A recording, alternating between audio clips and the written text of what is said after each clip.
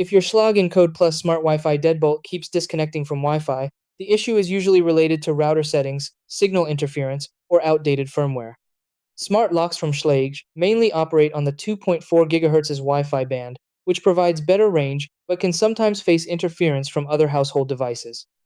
During setup, your phone and the lock must connect to the same 2.4 GHz network, and the router must allow the device to join without restrictions.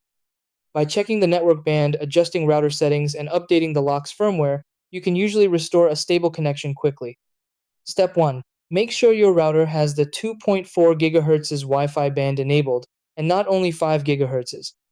Step 2. Open the Schlage Home app and reconnect the lock to your Wi-Fi network. Step 3.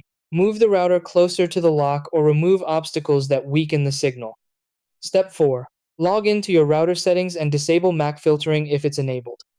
Step 5. Check the app for firmware updates and install the latest version to improve connectivity.